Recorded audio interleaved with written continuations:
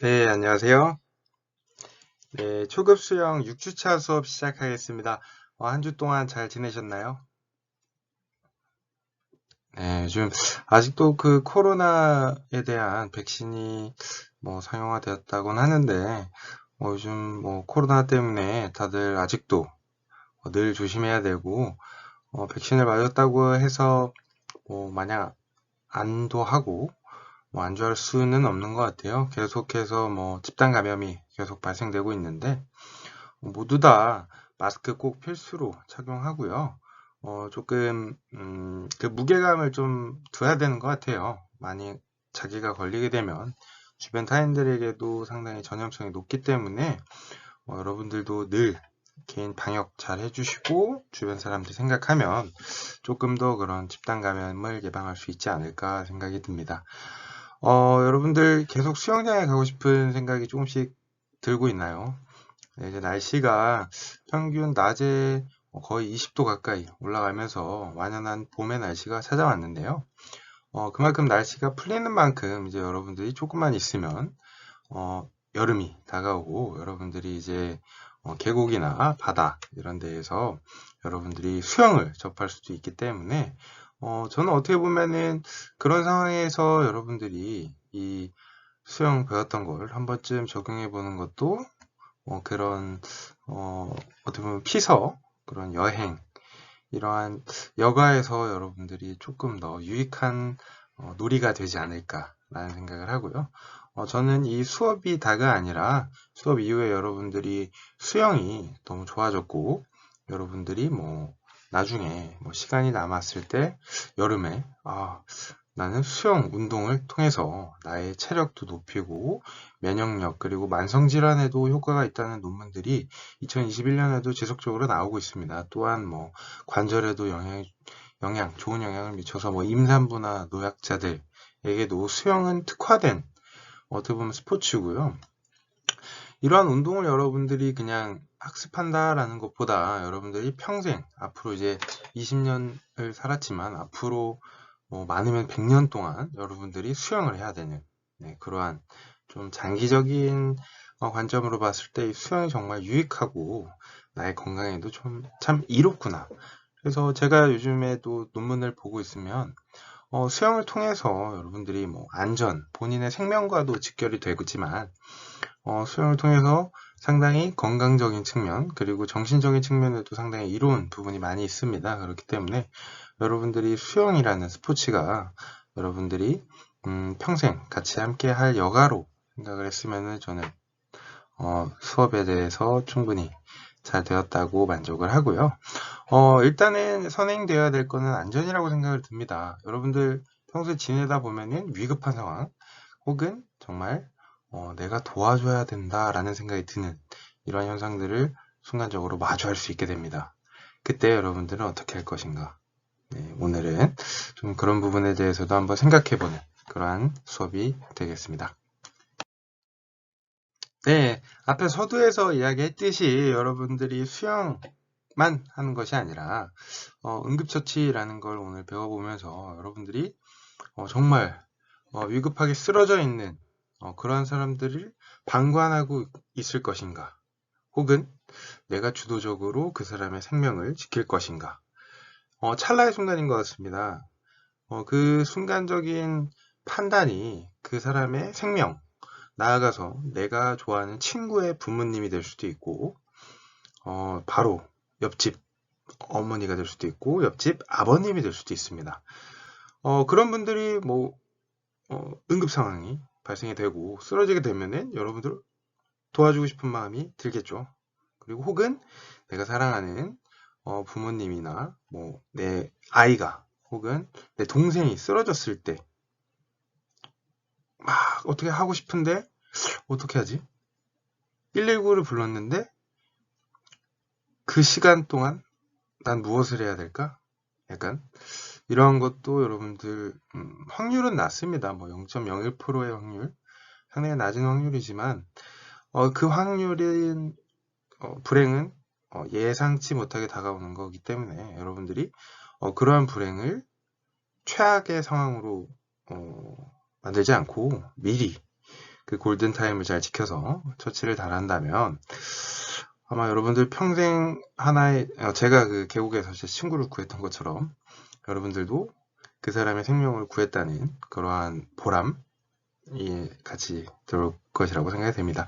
그렇기 때문에 여러분들 응급처치에 대해서도 조금 어느 정도 알아야지 그 당황한 상황에서 여러분들이 잘 대처할 수 있다고 생각이 듭니다.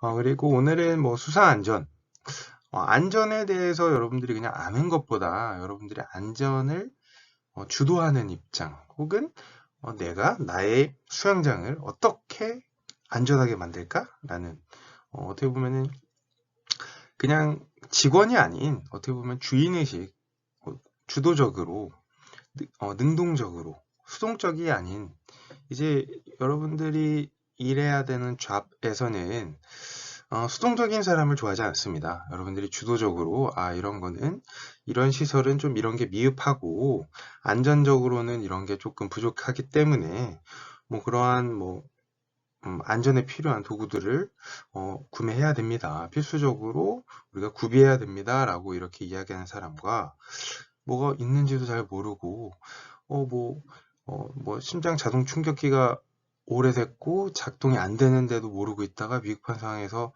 쓸 때 아차하겠죠. 미리 점검해보고 미리 내가 이 사용법을 알았다면 당황은 하겠죠. 당황은 하겠지만 좀 더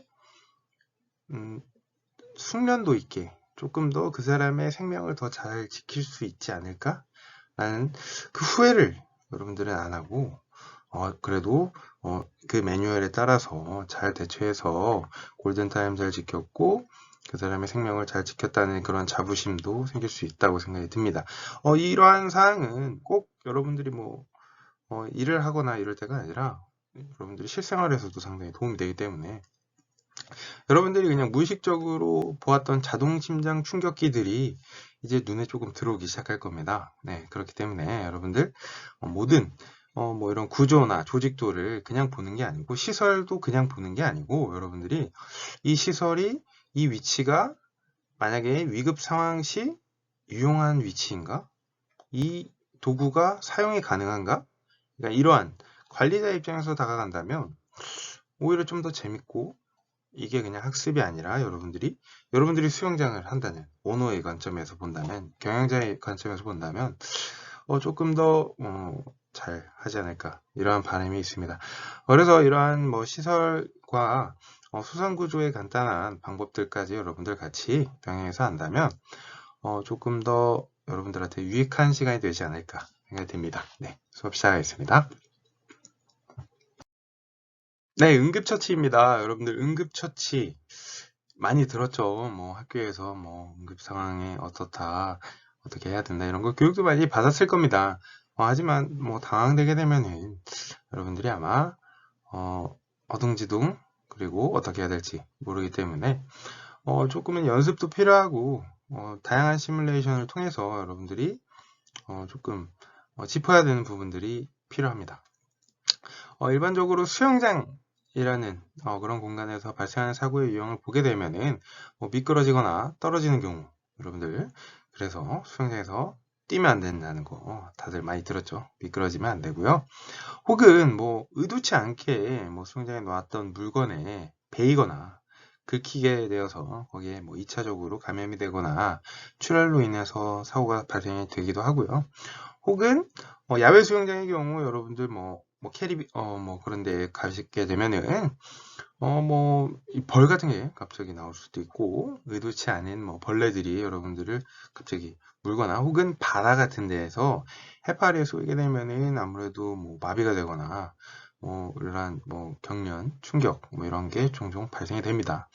혹은 여러분들 너무 햇빛이 좋아가지고 막 계곡 바다에서 엄청 뛰어놀다가 내 어깨가 허물이 벗겨지는 경우 이렇게 1도 화상, 2도 화상 이렇게 화상을 입는 경우도 있죠. 오일도 잘 발라야 되고 선크림도 어깨 같은 부분은 좀 발라줘야 됩니다. 어깨에 많은 햇빛이 많이 하기 때문에 저도 바다 상당히 좋아하고 계곡 좋아하는 편이라 어깨 같은 어깨나 목 이런 데 꼭 발라주시고요. 혹은 뼈가 부러지는 경우가 간혹 있습니다. 뭐 이러면 안 되지만, 뭐, 다이빙을 하다가, 뭐, 갑자기 바닥으로, 강하게, 네네, 뭐, 혹은 계곡에서, 나는 오늘 저 높은 곳에서 지금 내가 떨어져서 나의 담력을 여러분들에게 과시하고 싶다. 이런 분들이 있죠. 계곡에서 보면은 아주 높은 데 올라가서, 저래도 되나 하는데 떨어져가지고 밑에 있는 돌에 다리를, 네, 이렇게 해서 막 소리를 지르는 경우, 이런 부분도 여러분들이 이번 여름에 볼 수 있습니다. 그럴 때 친구의 이렇게 어깨를 잡아주고 그러지만, 네, 이렇게 한마디, 여러분들 일반적으로 발생하는 사고 유형이 있어 친구야, 이렇게, 예, 이렇게 이야기해주는 여러분들이, 네, 그렇고요. 혹은 만성질환, 당뇨병과 같은, 어떻게 보면은 당을 체내에 흡수하지 못해서 소변으로 계속 당을 계속 배변하기 때문에 일반적으로 바로 우리가 신체 활동을 하는데 필요한 ATP라는 게 탄수화물이 필요하고, 그 탄수화물이 어떻게 보면 에너지원으로 사용이 되는데, 그런 에너지가 많이 빠져나가게 되면은 어떻게 보면 순간적으로 근육에서 힘을 내야 되는데, 근육에 어떻게 보면 당이 떨어져서 ATP가 없어서 간질 혹은 쇼크가 오는 경우에는 바로 익사로 이어질 수 있기 때문에, 이런 사고에 대해서 여러분들이 미리 알고 있다면, 뭔가 벌레가 좀 있으면 피하고, 해파리가 갑자기 바닷물이 따뜻해지면 해파리가 올라오는 경우가 있을 때 그때 조심하고, 혹은 상어는 네, 만날 확률이 좀 낮긴 하지만 상어도 조심하고, 벌레 조심하고, 화상, 그리고 계곡에서 이렇게 점프, 다이빙 이런 거 미리 여러분들이 알고 있다면 사고가 발생이 안 되겠죠. 미연에 방지할 수 있다고 생각이 듭니다.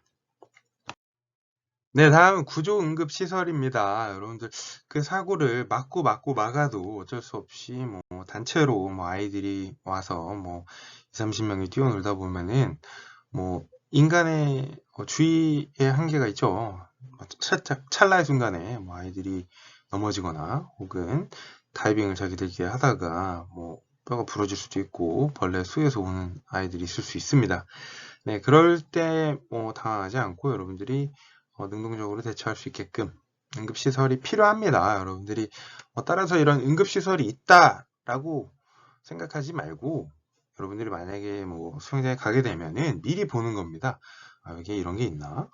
구비가 되어 있나? 혹은 여러분들의 뭐 동생이 수영장에 갔을 때 이런 게 있나? 한번 슥 훑어보는 것만으로도 그러한 1%의 사고 상황에서, 혹은 다른 아이가 다쳤을 때 조금 주도적으로 대처할 수 있지 않을까, 혹은 여러분들이 관리한다고 생각을 해보면 조금 더 도움이 되지 않을까 생각이 듭니다. 용어들이 조금 낯선 용어들이 좀 있기도 합니다. 산소포트와 플라스틱 관이 있는 유아 아동 성인용 백밸브 마스크. 처음 들어보신 분들 네, 많이 있으시죠? 그래서 중간에 보면, 사진 1을 보면은 여러분들 뭐 드라마나 뭐 이런 데 보면은 뭐 가끔 이렇게 슉슉슉슉 이렇게 해서 공기를 의도적으로 호흡을 이렇게 도와주는 역할이고요.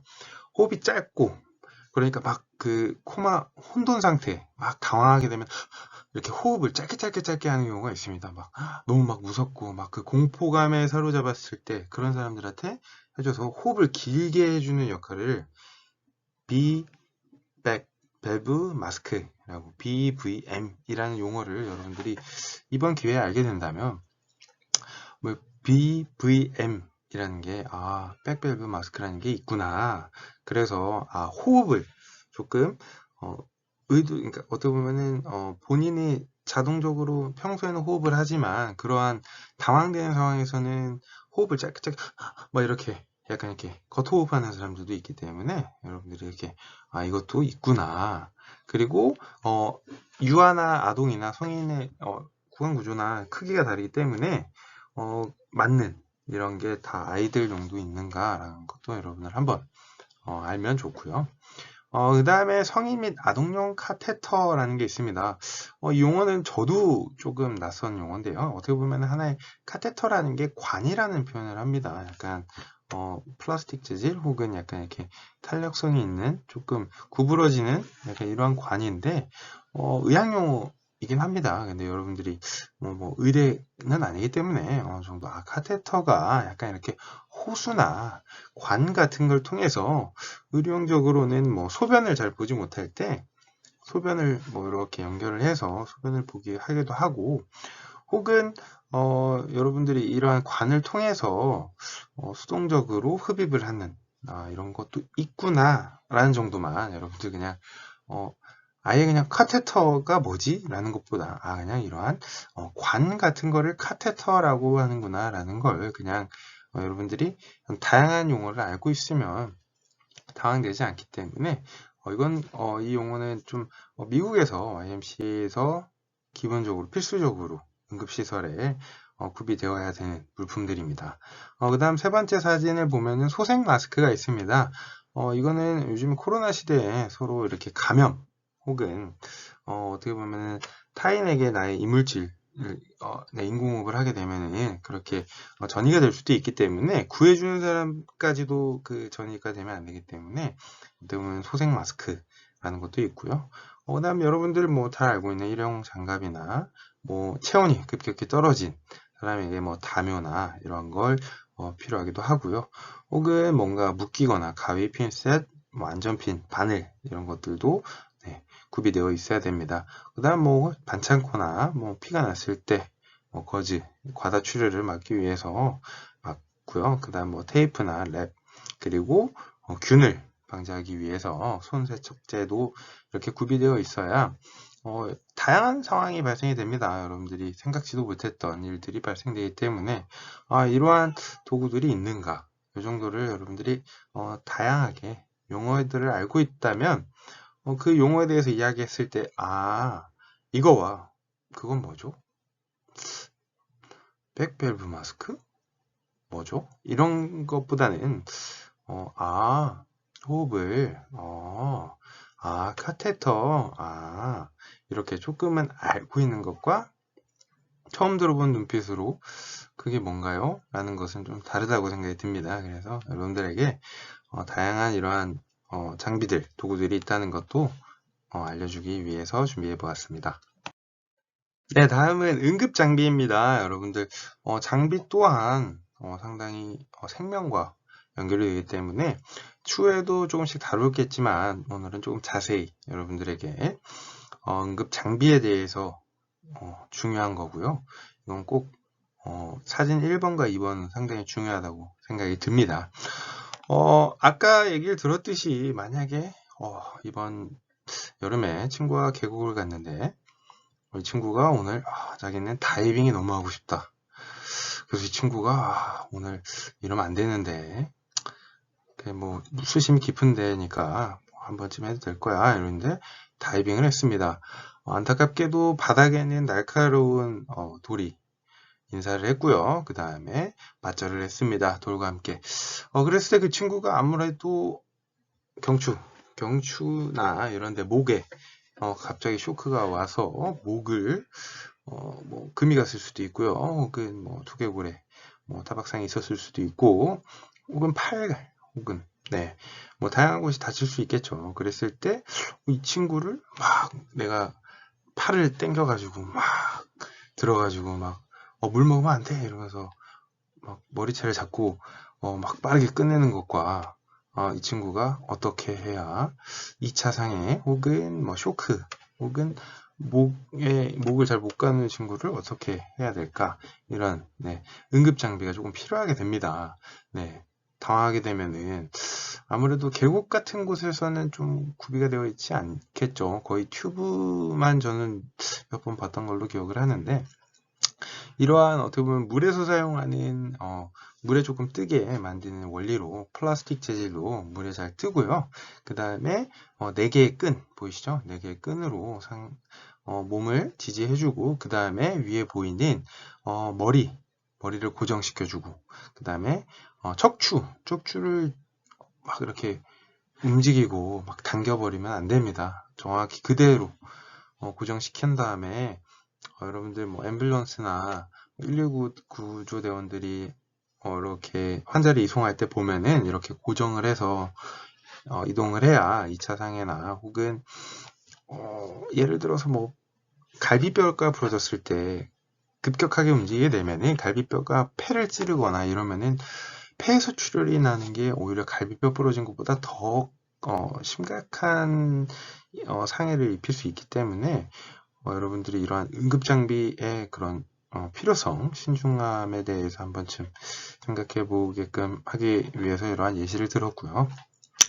그 다음 산소 장비와 배관, 그런 것도 여러분들이 있는 것만 필요한 게 아니고 그 위치를 알고 그것을 전담으로 하는 사람을 해야 위급 상황이 발생했을 때 뭐 모자 쓰신 분 혹은 뭐 누구누구 씨 여기에 있는 뭐 산소호흡기 뭐 갖다 주세요 뭐 이런 식의 담당자를 지정한다는 표현은 그런 겁니다. 그래서 여러분들이 각자의 역할을 신속하게 해서 우왕좌왕하지 않고 만약에 여러분들이 주도자가 된다면 뭐 자동 심장충격기 뭐 모자 쓰신 분 가져다 주세요.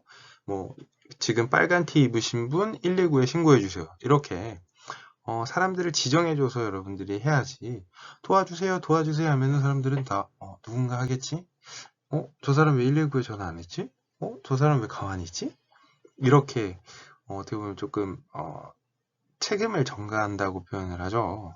사실 그런 상황이 발생이 되기 때문에 여러분들이 그러한 상황에서는 조금 이렇게 주도적으로 표현을 하면은 법적으로도 보호를 받습니다. 여러분들이 선행을 하게 되면은 착한 아마리아법이라는 그러한 법이 있어서 여러분들이 뭐 그렇게까지 노력을 했는데 뭐 안 좋은 결과를 낳더라도 그러한 법이 있기 때문에 여러분들은 법적으로 보호를 받고 악의적으로 여러분들이 그 사람의 생명을 해한 게 아니기 때문에 그러한 선행은 법정에서도 유리하게 작용이 되기 때문에 여러분이 대신 정확히 알고 대처를 해야 됩니다.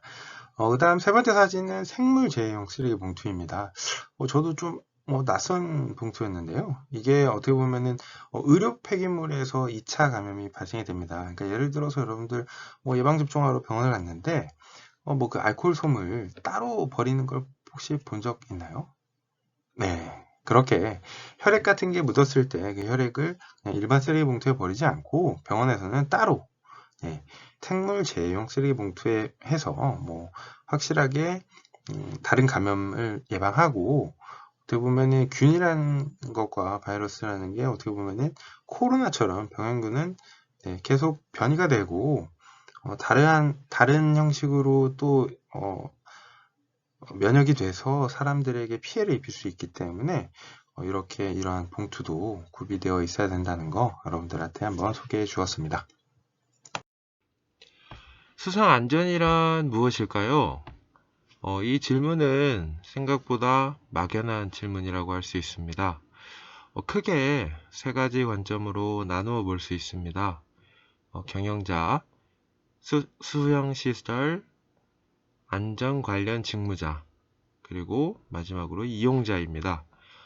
수영시설의 경영자 입장에서는 아무 일 없이 수영장 사업을 영위할 수 있는 것이라고도 생각할 수도 있고요. 수영시설 안전 관련 직무자는 수영장 시설의 사용자가 부상 없이 수영장을 사용하게 하는 것이 안전이라고 생각할 수 있습니다. 그럼 마지막으로 이용자는 수영 활동 중 다치지 않는 것이라고도 생각할 수 있습니다. 이렇듯 안전이라는 용어에서 사람들의 입장과 생각하는 관점에 따라 다양할 수 있습니다. 그러나 사람이 수영장에서의 안전의 의미가 각각 이렇게 달라진다면 적절한 안전관리는 곤란하게 됩니다. 여기에서 이러한 대중들의 패러다임의 전환이 요구되어지는 시점입니다. 패러다임의 전환으로 수영장 경영자는 사업 영위에 반하는 위험성, 그리고 근로자는 근무 중 위험성을 방지하는 일, 그리고 수영장 사용자는 즐거운 시간을 망치는 행위로 안전관리로 더 진화해야 됩니다. 또한 수영장에서의 체육활동은 일반적인 활동보다 항상 더 많은 위험성을 내포하고 있습니다. 따라서 단순한 구조나 응급처치 기술이 아닌 안전이라는 의식 무장과 선제적 안전관리라는 수단을 활용하는 스마트한 안전활동을 수행해야 하는 전문인이 되어야 합니다. 수영장 안전 직무자란 무엇을 말할까요? 국내에서 수영장 안전 직무를 수행해야 하는 자를 거론해 본다면 대표적으로 수상안전요원과 수영 지도자로 나누어 볼 수 있습니다. 누가 더 안전에 대하여 책임을 져야 할까요? 역시 수영장 안전의 실무 주체는 1번 수상안전요원입니다. 수영 지도자는 야외형 시설보다는 실내형 수영시설에서 강습을 하게 됩니다. 반면 야외형 수영시설에는 자유이용 및 놀이형으로 위험의 요소가 상당히 많습니다. 하지만 대부분의 수영 지도자는 강습형 운영 형태의 많은 국내 수영시설의 특성에 따라 수영 강습 규모가 크고 전문화되어 있어 강습 운영 중 안전에 대한 관리 감독 의무가 부과되어 있지만 이러한 운영 형태가 그냥 암암리에 관행으로 오래 이어졌습니다.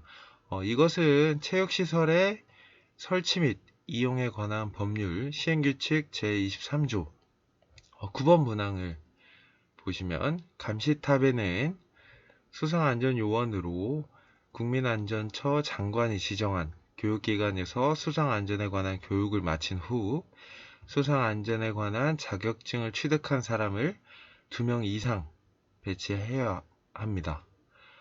따라서 이러한 사항을 위반함과 동시에 사고 예방 및 대응의 위험성이 다분한 운영 형태라고 할 수 있습니다. 수영장 안전관리 조직입니다. 그림과 같이 수영장의 안전 운영 조직도에서 수영장 경영자, 그리고 수영장 실무 책임자, 수상 안전요원, 그리고 수영 지도자로 이루어져 있습니다.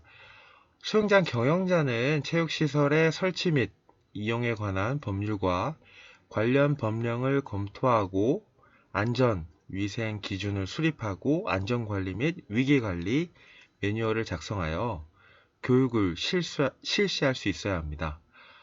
수영장 실무 담당자는 평상시 체육시설 안전관리 매뉴얼에 따라 안전요원의 배치 및 안전장비와 응급장비의 구비 및 점검 등을 실시하여야 하며 위기상황 시에는 위기관리 매뉴얼에 따라 수상안전요원 또는 수영 지도자가 신속하게 대응할 수 있도록 해야 합니다.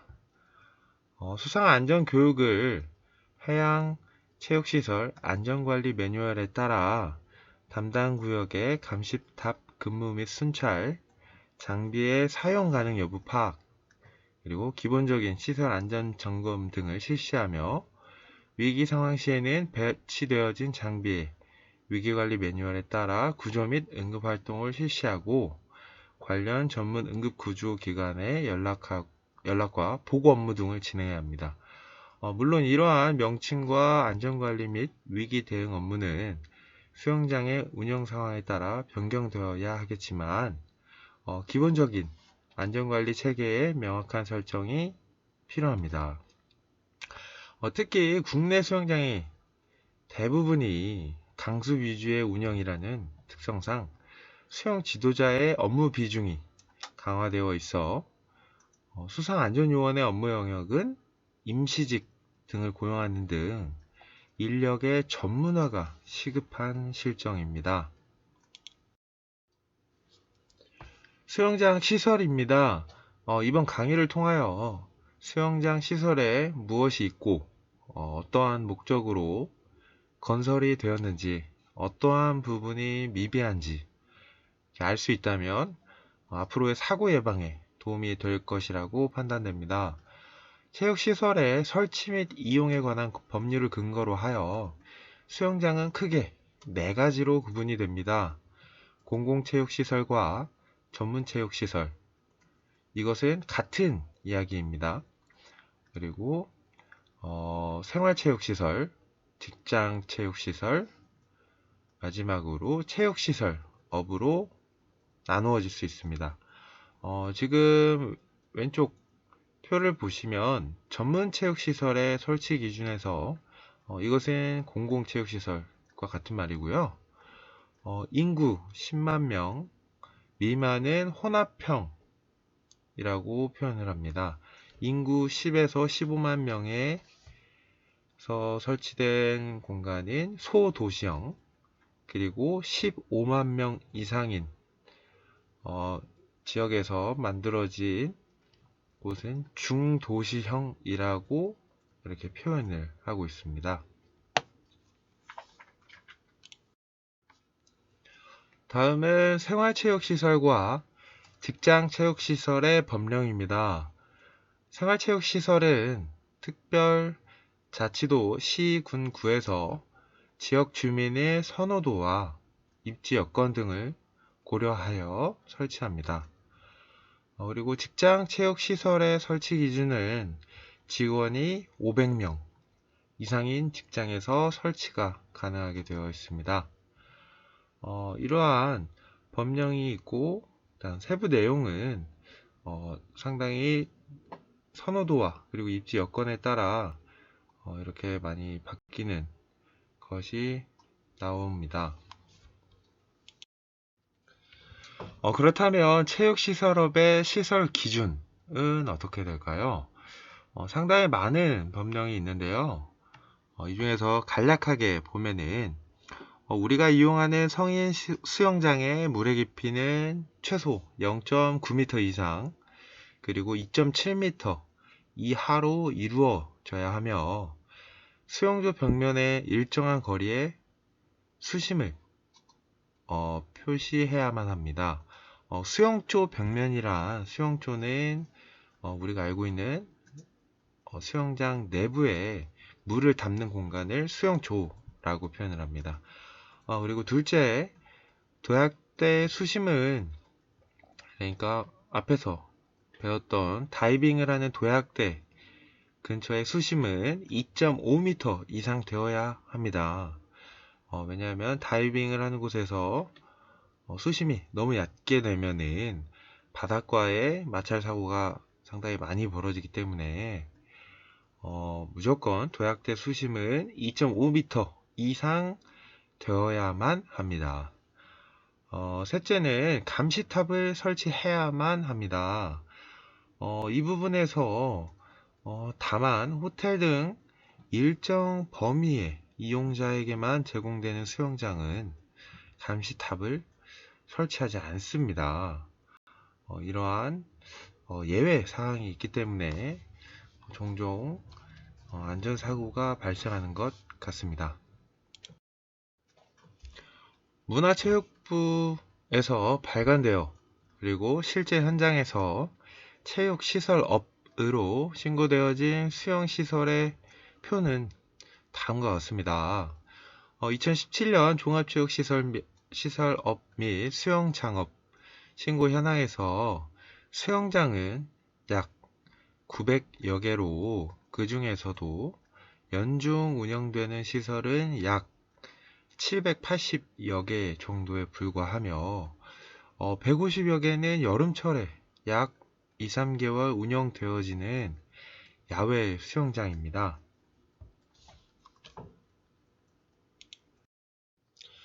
다음은 수영시설과 문제점입니다. 신고 체육시설로서의 수영장을 제외하고 체육시설업으로 분류되지 않는 수영시설, 물놀이시설에 대한 총체적인 파악이 안 되어져 있습니다. 예로 학교 수영시설, 유원시설, 물놀이시설, 그리고 워터파크, 지역사회 복지관 내의 수영시설, 청소년 수련관 내의 수영시설, 여성복지시설 내의 수영시설, 그리고 노인복지시설, 임시물놀이장 등 실제 수요 파악조차 안 되고 있는 실정입니다.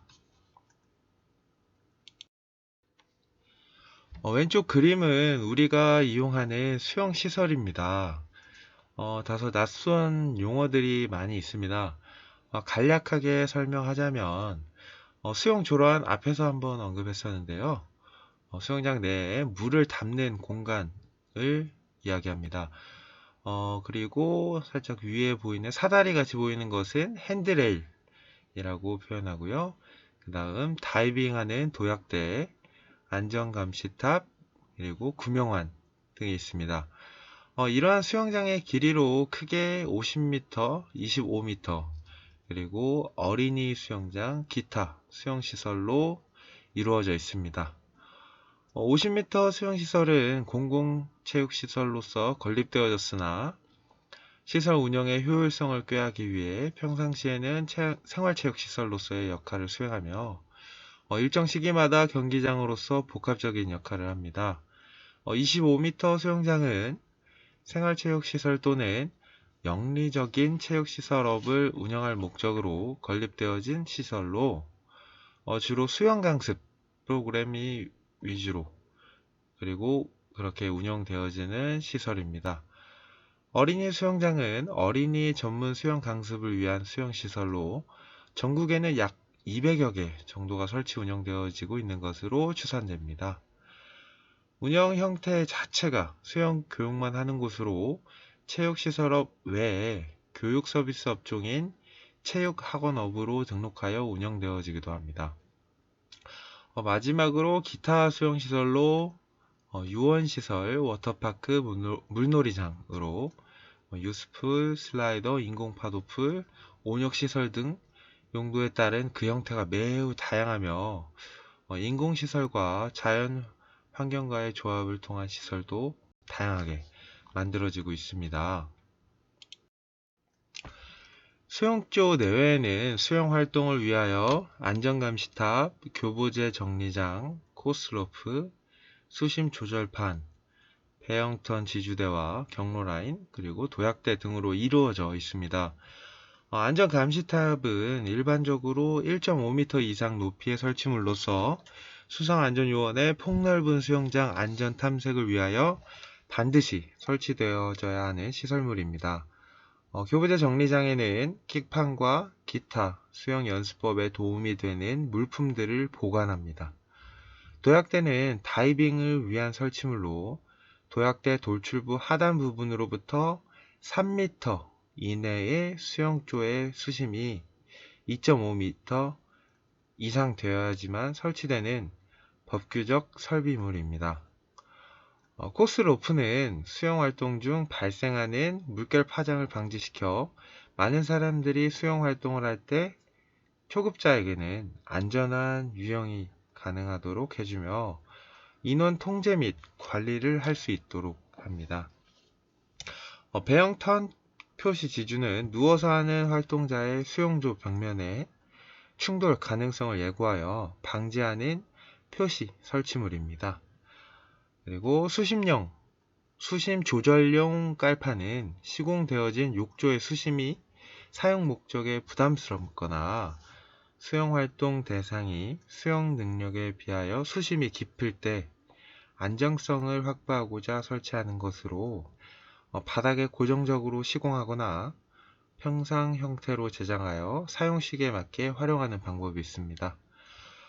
지금까지 막연하게 수영장이라고 이야기했던 공간의 이러한 규격과 법적인 부분에 대해서도 알아보았습니다. 이러한 시설에 대한 사전 지식이 있다면 미리 이거는 없다, 미비한 시설물을 보고 이러한 부분은 안전이 불안하다라는 것을 사전에 파악할 수 있으니 이러한 사전 지식을 꼭 알기를 바라겠습니다. 수상 안전 이해 및 현황입니다. 수상 안전을 이해하고 관리하기 위해서는 안전사고에 대한 이해와 함께 현황을 연구 분석할 필요가 있습니다. 다양한 관계기관에서 발표한 사고 사례 및 현황에 대하여 알아보겠습니다. 수영장 안전사고로 2014년 문화체육관광부에서는 전국 146개 체육시설의 안전점검 시범 조사를 한 결과 안전 매뉴얼과 지침을 제대로 갖춘 곳은 단 한 곳도 없었으며 안전시설 미비가 90%, 그리고 안전교육 및 훈련 미흡이 62%까지 달하고 있었습니다. 연도별 수영장 시설 안전사고 건수를 보면 매년 2014년부터 매년 사고 건수가 높았으며 이게 3년 동안 총 378건의 사고가 발생하였습니다. 수영 활동 시 10명 중 2명가량이 부상 경험이 있었으며 그것은 연평균 1.6회가량 부상 경험이 있다고 보고하고 있습니다. 연령별로 살펴보면 수영장 안전사고는 10세 미만이 20%, 그리고 50세 이상이 36%로 높은 비중을 차지하고 있습니다. 사고 시 어린이, 청소년, 노인 사고 비중이 높게 나타났으므로 안정성 확보를 위해 연령별에 맞는 시설 이용, 안전교육의 필요성이 요구됩니다. 이러한 원인으로는 수상안전요원 및 체육 지도자 배치 미준수, 수영조 주변 필수 공간 미확보, 수영장 수질관리 규정 미준수, 수영장 안전수칙 미부착 및 수심 미표시 등이 있습니다. 수상안전사고 사례입니다. 인천에서 다이빙 훈련하던 중학생이 다이빙 때 부딪혀 숨진 사고입니다. 불과 1년 전인 2019년 5월에 발생한 사고로 이 학생은 전국대회 입상 경력이 있는 수영선수입니다. 이렇듯 수영을 잘하는 선수일지라도 예측하지 못한 불의의 사고를 당할 수도 있습니다. 따라서 항상 또 조심해야 됩니다. 정말 안타까운 생명이 이렇게 사고로 사망하였습니다. 두 번째 사례입니다. 2019년 5월 강서구 실내 수영장에서 50대 여성이 숨진 채 발견되었습니다.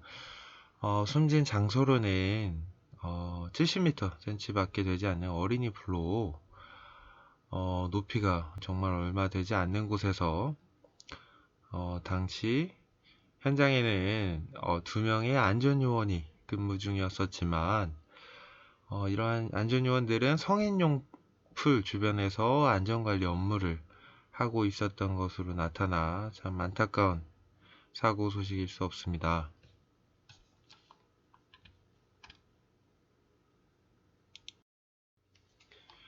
마지막으로 해운대 호텔 수영장에서 초등학생이 의식불명 사고를 당하였습니다.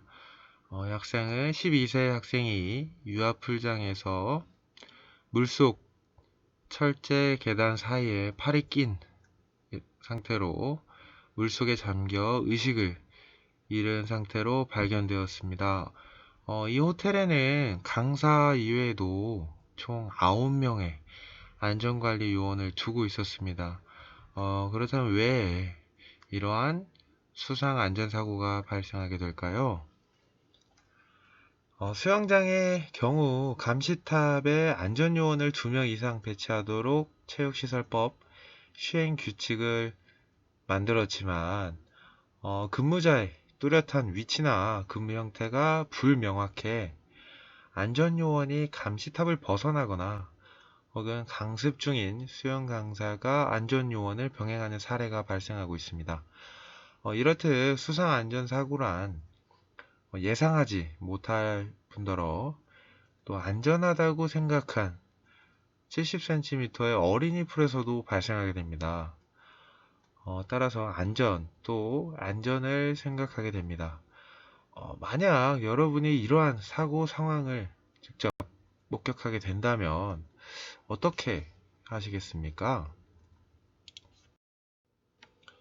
오늘은 수상 구조의 과정 중 우선시되는 간접 수상 구조에 대하여 알아보는 시간을 가지겠습니다.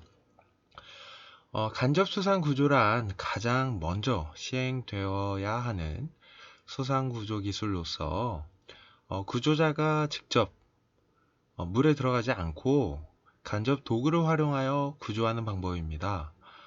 이러한 방법은 구조자와 요구조자, 사고를 당한 사람 모두 안전한 방법입니다. 순서로서는 간접구조, 장비구조, 맨몸구조 이렇게 세 가지로 이루어져 있습니다. 오늘은 가장 첫 번째 간접구조에 대하여 설명드리겠습니다. 간접구조에서 수상구조 도구로는 구명환, 장대, 로프 등 현장의 수상구조 도구 외 다양한 일상 도구를 활용한 간접수상구조 도구 또한 미리 알고 있어야 합니다. 그림에서 보는 구명환은 수영장, 워터파크, 그리고 해수욕장 등 물놀이 시설에 의무적으로 배치되어 있는 대표적인 간접 구조 도구입니다. 구명환은 로프와 연결되어 있어 요구조자, 즉 응급적으로 물에 빠진 자의 한쪽 어깨보다 멀리 던져서 요구조자가 구명환 또는 연결된 로프를 잡고 구조될 수 있도록 해야 합니다. 실질적으로 구명환은 딱딱한 재질로 만들어져 요구조자에게 직접적으로 던질 경우 2차 피해가 발생되니 사전에 사용 방법을 조금 연습하고 안전사고 예방에 적절히 대비하여야 합니다.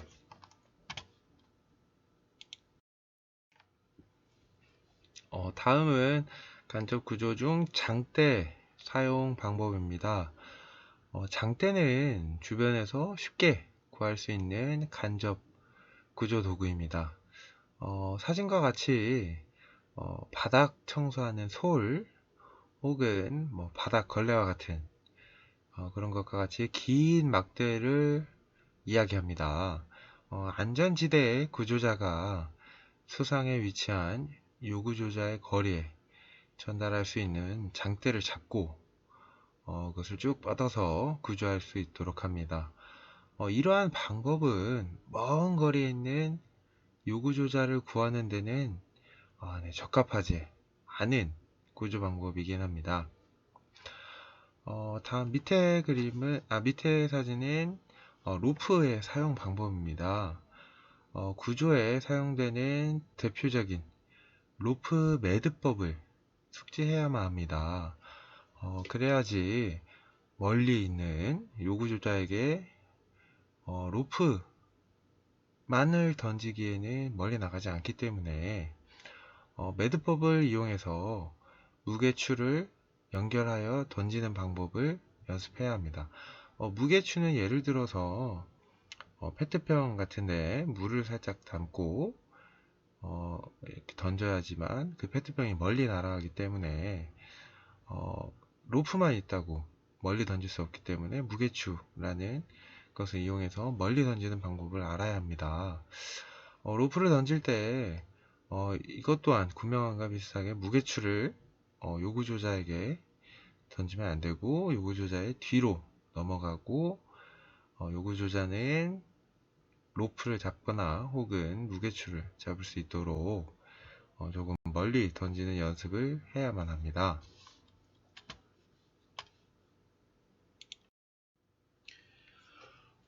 아까 이야기했던 로프의 매듭 방법을 이야기해 드리겠습니다. 이러한 매듭 방법은 해양경찰청 함정훈련 교본 2019년도에 나온 대표적인 매듭 방법이고요. 이러한 매듭법은 아마도 이런 사고 발생 시 혹은 유사시 꼭 필요한 매듭 방법입니다. 긴장하게 되면 더 기억이 나지 않기 때문에 이렇게 미리 한번 읽어보고 이런 상황에서는 이런 매듭법을 써야 된다 라고 알고 있다면 자신도 모르게 슈퍼맨처럼 이런 매듭법을 구사할 수 있습니다. 천천히 한번 같이 알아보는 시간을 갖겠습니다. 첫째, 고정 매듭 그리고 보라인 매듭이라고도 합니다. 이런 매듭은 로프 한쪽 끝에 고리를 만드는 매듭으로 사람을 위로 올리거나 아래로 내려보낼 때도 이렇게 쓸 수 있는 매듭법입니다. 지금 천천히 그림을 보게 되면은 이러한 매듭법이 지금 한쪽 끈이 어떻게 꼬여 있고, 그 다음 마지막에 이러한 원 사이로 빠져나와서 고정을 하는 방법입니다. 이렇게 고정하게 되면은 고리와 같은 역할을 해서 글처럼 사람을 허리에 해서 위로 올리거나 아래로 내려보낼 때 계속 조이게 되면은 안 되기 때문에 고정된 매듭을 사용할 수 있습니다.